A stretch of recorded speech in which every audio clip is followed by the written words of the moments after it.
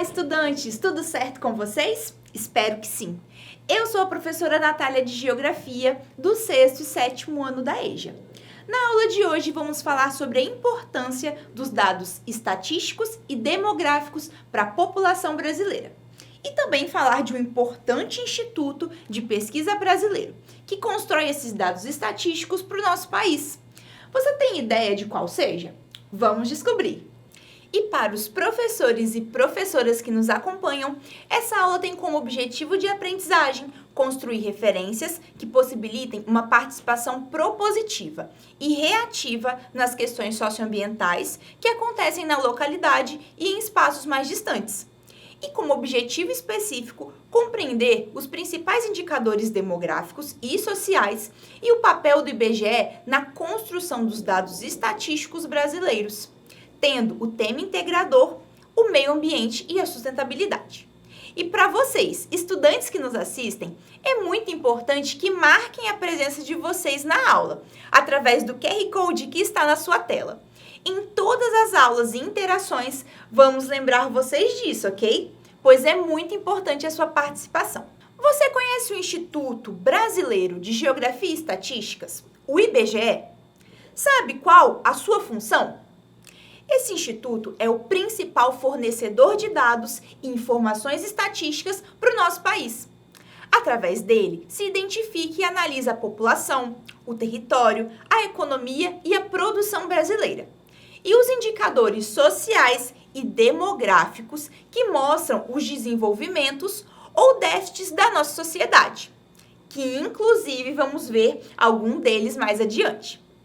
O Instituto iniciou suas atividades em 1963 e antes de ser criado, existia uma carência muito grande de dados estatísticos e geográficos da população brasileira, já que nunca havia sido criado um instituto apenas para essa função. E vale lembrar que nesse mesmo ano, a política do Brasil se tornava presidencialista. A função principal do IBGE hoje é de produzir e analisar informações estatísticas, geográficas e ambientais, disseminando para toda a sociedade ter acesso a esses dados. Você já ouviu falar também sobre o censo demográfico? Ele é um dos principais meios de coleta de dados nacionais, que busca entrevistar todas as casas e famílias do Brasil, com o intuito de produzir dados estatísticos das características da população brasileira. Esses dados, eles são coletados de 10 em 10 anos. Você ou algum membro da sua família já foi entrevistado por alguém do IBGE para fornecer informações do censo? Eles são chamados recenseadores e sempre se apresentam e estão uniformizados e com crachá. Mas afinal, por que essas informações pessoais das famílias são importantes para o Brasil? É seguro passar essas informações? Sim, essas informações coletadas e analisadas são imprescindíveis para definir políticas públicas e tomadas de decisões de investimentos, tanto pelo governo, no setor público, como por empresários, no setor privado. É também a única fonte de referência confiável sobre a situação de vida da população, nos municípios, distritos, bairros, vilas, tanto nos interiores do Brasil, como nas áreas centrais, rurais e urbanas. Agora que compreendemos como o IBGE funciona e a sua importância para os dados estatísticos e geográficos da sociedade, vamos conhecer alguns indicadores demográficos que são medidos através dessas pesquisas e que são muito importantes quando o assunto é o estudo da população brasileira. Esses indicadores demográficos são dados que, quando analisados, realmente indicam várias características populacionais que são úteis para as gestões públicas, para as pesquisas e para os dados sociais da população, com um dado histórico, por exemplo. A taxa de natalidade é um desses indicadores e é medido através do número de crianças nascidas vivas em um período. Para essa taxa ser representada, é feita uma conta de matemática simples. entre o número de nascidos vivos multiplicado por 1.000 e dividido pelo número de habitantes de uma determinada localidade. Vamos ver um exemplo do Brasil. No ano de 2020, no nosso país, nasceram vivos 2.687.651 recém-nascidos. Um valor que, inclusive, foi menor que no ano de 2019. E segundo o IBGE, a população em 2020 era de 212.600.000 pessoas. Para descobrirmos a taxa de natalidade no ano de 2020, vamos pegar o número de recém-nascidos, multiplicar por 1.000 e dividir pelo valor total de pessoas daquele ano, que foi os 212.600.000 pessoas, em que o resultado deu o valor de 12,6%. Arredondando, isso significa que no ano de 2020, aproximadamente 13 crianças nasciam a cada 1.000 habitantes. Já a taxa de mortalidade, ela representa o número de óbitos ocorridos ao longo de um ano em uma determinada localidade. Ele é representado da mesma maneira que o cálculo da taxa de natalidade. Porém, é a relação entre o número de óbitos anuais com o número de habitantes de um determinado local. Vamos fazer os cálculos do Brasil no mesmo ano de 2020, onde o número de óbitos chegou a 1.513.575 pessoas, que foi uma alta considerável devido à pandemia da Covid-19. Fazendo o cálculo da taxa de mortalidade, usamos o número de óbitos multiplicados por 1.000 e divididos pela população total de 2020, que, como vimos, é de 212.600.000 habitantes. Arredondando, o resultado é uma taxa de 7,12%, que significa que foram a óbito aproximadamente 7 pessoas a cada 1.000 habitantes em um ano. É importante dizer que a taxa de mortalidade e natalidade são indicativos sobre a situação de saúde e qualidade de vida da população. A subnutrição, a miséria, fome, doenças são responsáveis por maiores mortes, enquanto o grande crescimento da população, através da taxa de natalidade, pode estar indicando uma falta de estrutura e de políticas públicas de prevenção à gravidez, inclusive a gravidez na adolescência. Uma outra taxa que é muito importante ser medida é a taxa de fecundidade. Fecundidade, natalidade, não é a mesma coisa? Não. A taxa de fecundidade, representa a estimativa de filhos por mulher ao longo do seu período fértil. O IBGE ele trata esse período fértil como a idade entre 15 a 49 anos. Os países com economia mais desenvolvida possuem uma baixa taxa de fecundidade, pois há nas famílias um maior planejamento familiar, maior acesso a programas de saúde de qualidade e também ao mercado de trabalho e à educação, que influencia as mulheres a optarem a ter menos filhos.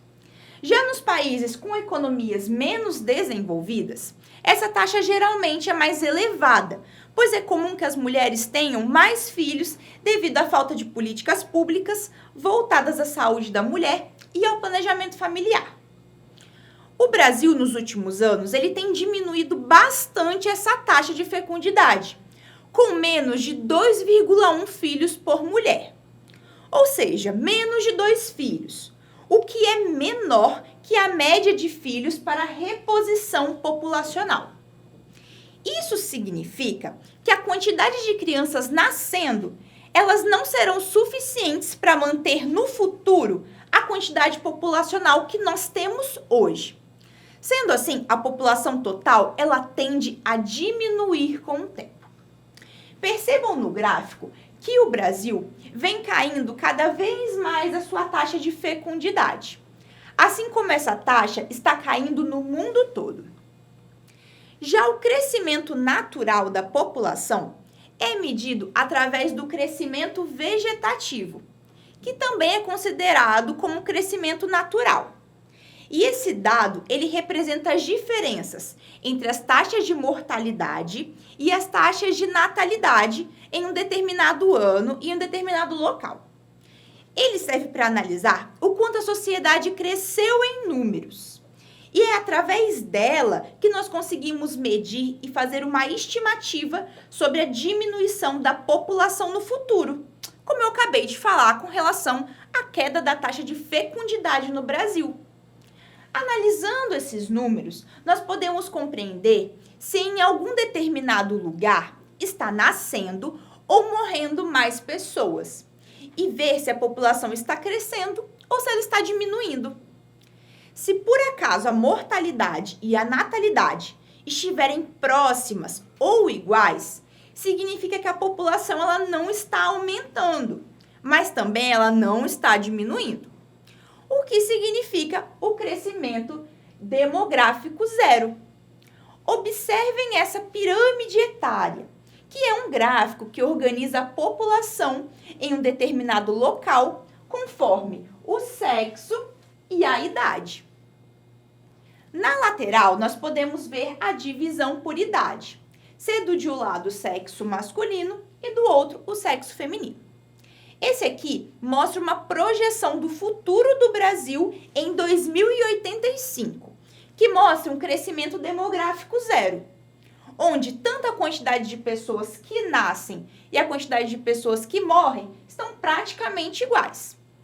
Esse dado aqui é uma estimativa, é uma previsão, desde que o ritmo de crescimento do Brasil ele continue assim, continue o mesmo. Reparem na faixa etária de 85 anos ou mais, essa última linha aqui. É onde estão concentradas a maior parte da população nessa estimativa. Dessa forma, a população idosa ela irá aumentar, enquanto as crianças serão o menor grupo. Mas você sabia que desde quando o mundo atingiu a marca de 1 bilhão de habitantes, isso lá em 1800, o ritmo de crescimento da população mundial só tem aumentado?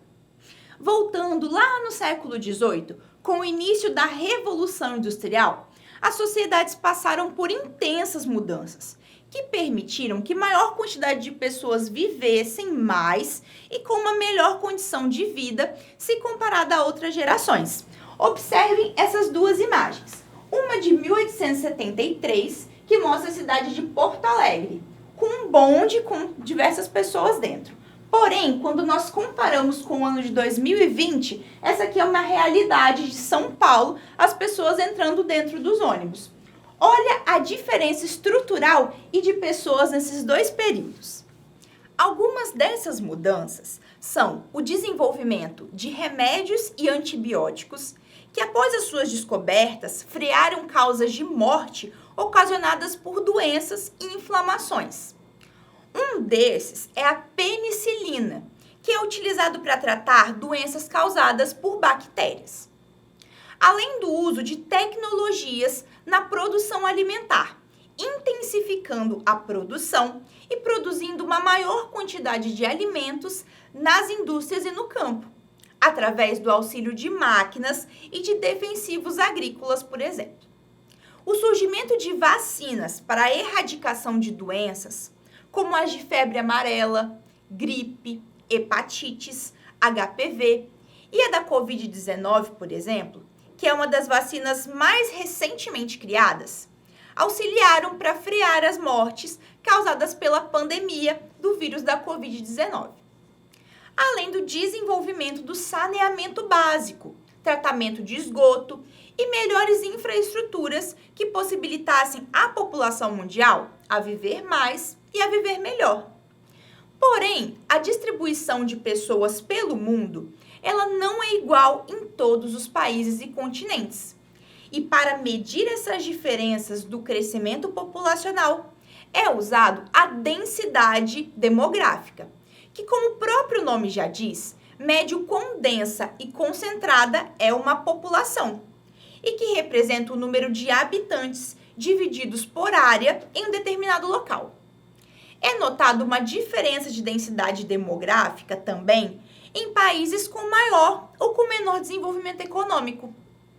A baixa densidade pode estar relacionada a menores taxas também de natalidade, de mortalidade e de fecundidade, caracterizando uma redução das taxas de natalidade que gera um elevado número de idosos, decorrente da reduzida taxa de mortalidade.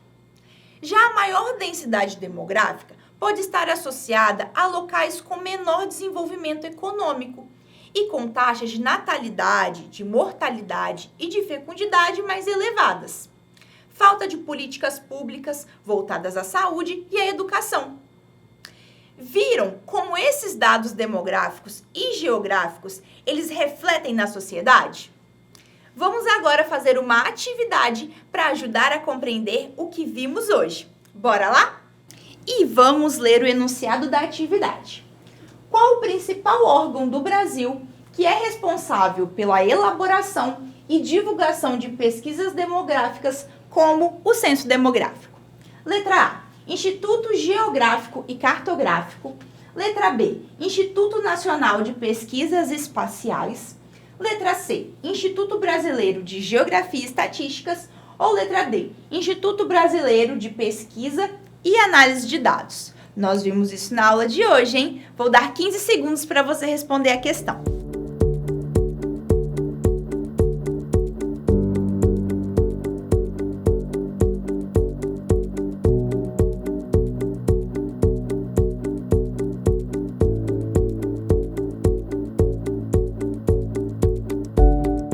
E a resposta é a letra C, Instituto Brasileiro de Geografia e Estatísticas. Você acertou? Vamos para a próxima questão.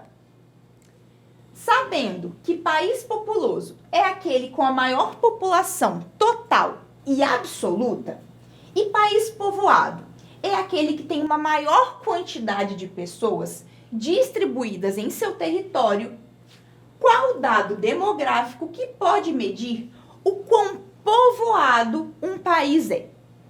Letra A, crescimento demográfico. Letra B, densidade demográfica. Letra C, taxa de natalidade. Ou letra D, taxa de fecundidade. Vamos pensar aí um pouquinho que também nós vimos isso na aula de hoje. Vou dar mais 15 segundos para você responder.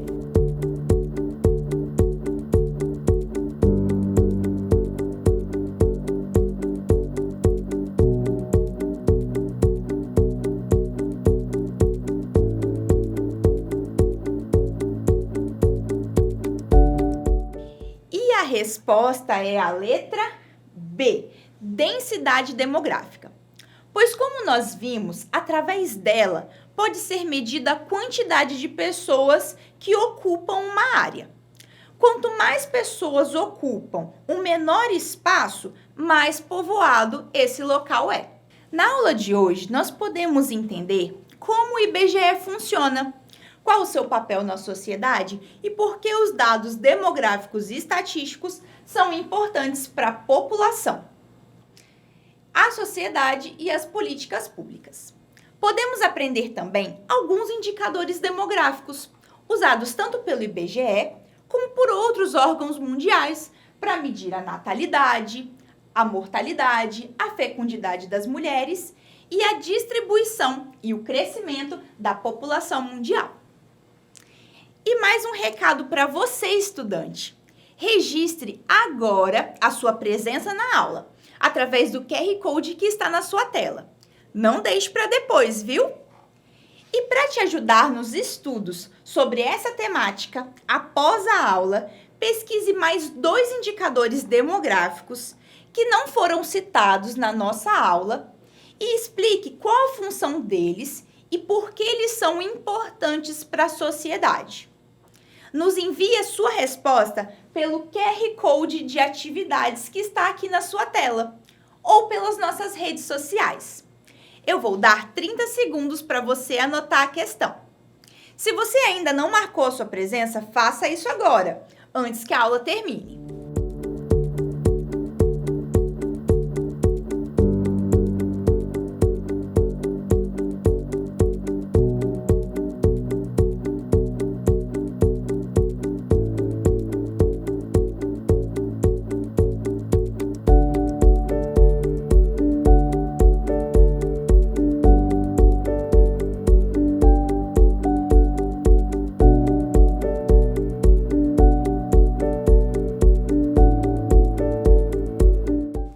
nossa aula de hoje está terminando por aqui. Se quiser interagir com a gente durante as aulas, o nosso Instagram é o @dever em casa na TV. Lá você também fica sabendo de várias novidades e da nossa programação. Até o nosso próximo encontro geográfico. E não esqueçam, mesmo distantes, estamos juntos!